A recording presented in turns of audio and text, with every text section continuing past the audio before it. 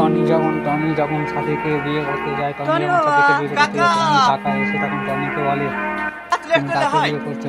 সালমান তোমার সাথে আমার কিছু কথা আছে। হ্যাঁ বলো, সাইডে এসো।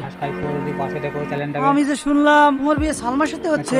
হ্যাঁ কাকা, সালমার সাথে হচ্ছে। দেখলেন না বসেছিলাম। না না, ওকে তো সালমাতে যাবে, ও তো সালমার বান্ধবী। না না কাকা, আপনার কথা ভুল হচ্ছে, ওই সালমা।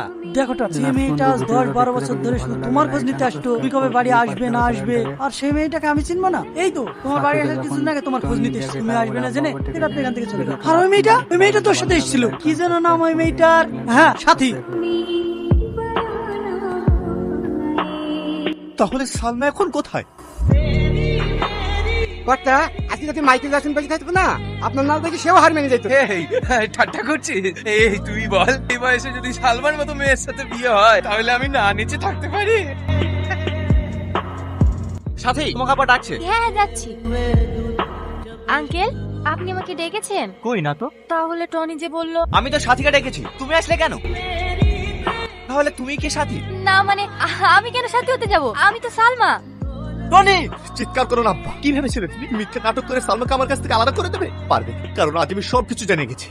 আর তুমি এতটা নোংরা মেয়ে, নিজের স্বার্থের জন্য এতটা নিচে নামতে পারো? তোমাকে আর কি দোষ দিচ্ছি? আমাকে পৃথিবীর আলো দেখিয়েছে, সেইটা মিথ্যা আশ্রয় নিয়েছে। হ্যাঁ, আমি মিথ্যা আশ্রয় নিয়েছি, সেটা শুধু তোর ভালোর জন্য। কারণ আমি চাই না একটা চোরের মেয়ে এই বাড়ির বউ হয়ে আসুক। চোর চোর চোর, সারা জীবন ধরে একটা কথাই শুনে আসছি, শুধুমাত্র মেয়েকে বাঁচানোর জন্য যদি ডাক্তারের কাছ থেকে ওষুধ চিনি নিয়ে আসে, তাকে যদি চোর বলা হয়, তাহলে যারা ভালো মানুষের মুখোশ পরে নিজের সন্তানের সাথে বেইমানি করে, তাহলে তাদের কি বলা হতে পারে? বেঈমান, বিশ্বাসঘাতক। আর কত নিচে নামবে তুমি নিজের জেদ বজায় রাখার জন্য? আমার ছেলে জীবনটা নষ্ট করে দিচ্ছিলে। থাক মা, উনি তো বলেই দিয়েছে, আমি যদি সালমাকে বিয়ে করি, এই বাড়িতে হয় উনি থাকবেন, না হয় আমি এই বাড়ি ছেড়ে চলে যাচ্ছি। সালমা আর কোনোদিনও ফিরে আসবো না।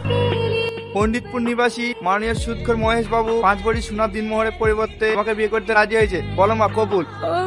মৌলানা সাহেব, এই বিয়ে হবে না। কেন বিয়ে হবে না কেন? আমি ওকে ভালোবাসি, ওকে আমি বিয়ে করব। বিয়ে পকেটিয়ে নাকি? 3 লাখ টাকার দেনামা, লাখ টাকার বিয়ের খরচ, এসব টাকাগুলো কে দেবে? তোর বাপ? হ্যাঁ আমি দেবো। আব্বা তুমি? হ্যাঁ আমি। আজ আমি নিজের ভুল বুঝতে পেরেছি। জেদের বসে যে ভুলটা আমি করতে যাচ্ছিলাম তার প্রায়শ্চিত্ত করতে এসেছি।